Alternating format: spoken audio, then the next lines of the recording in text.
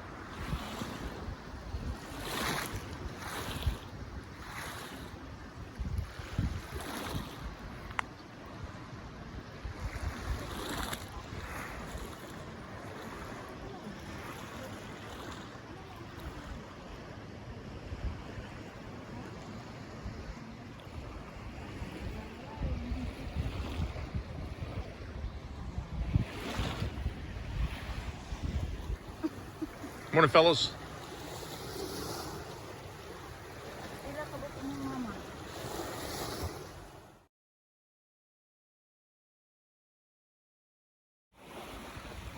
Oslob, Cebu. What can I say? Castro Verdes room rentals have been our home for the last couple of weeks. It's been really awesome. We've really enjoyed it here.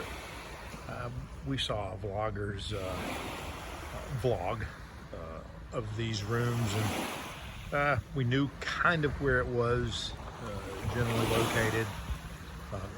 We're familiar with the area, and we decided that we'd give it a shot. So we first stayed for a couple of nights after getting here from Cebu as we were getting ready to make our trip to Mindanao. So we ended up just staying our whole time here. We were going to move closer to Santander, where our property is, but we couldn't beat the value here. I'm not saying it's the cheapest place, and I'm certainly not saying it's the most expensive. Very budget friendly. But my God, the family here is just so nice to us, as are most Filipinos, and we really appreciate them. And so we've ended up staying a whole couple of weeks here, all total, because we did spend a week in Mindanao. But we just came right back here because we were so very comfortable with them and so very comfortable here. The waves crashing that you hear, probably the most noise that you hear in these rooms. These lots here are kind of close together, as you can see. And there's a lot going on here. Have a nice covered area out here and the hammocks. It's very scenic. They keep the place very tidy. The rooms are kind of small. There are two beds in one of the rooms that we're staying in, and of course it's just myself and Joy. But there's a little traditional payag over here, and then they have this nice pavilion here. Like I said, it offers a lot of cover from the sun and rain.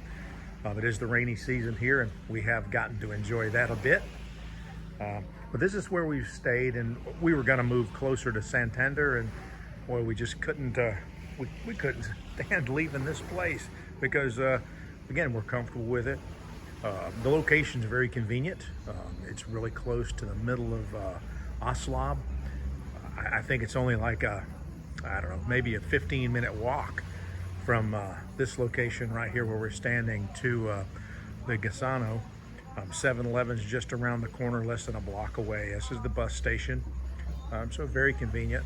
Like I said, we've really enjoyed it here, and we may extend our stay for a couple more nights. We just had a lot of work to do. Not necessarily physical work, but a lot of paperwork to do, and we had to see the barangay captain, had to have a hearing just because of some not necessarily disputes, but what we don't want is we don't want to make enemies with our neighbors in Santander, well, in Boonland. So, my father-in-law was here, so we got to see him every day. They went back to Mindanao yesterday, and so now Joy and I are going to try to get out. Hopefully we can get over to Siquijor and Similan Island. I really want to get up to Molobol. That's another big tourist area, and maybe take a peek at it. There's a lot to do here, but again, I don't want to just see the same place every day and wake up the same place every morning, but we have been pretty comfortable here. That's it for now. Just at the corner there, nothing passing by right now. It's only 7 o'clock in the morning. I guess that bike just went by. That's the 7-Eleven's right there at the corner. That's also where the bus stops. This may be a 10-minute walk down to Castro Verdes where we're staying. Pardon the spin, but I'm headed down here. The corner right there where the bicyclist is coming out is the corner down to Castro Verdes. Morning.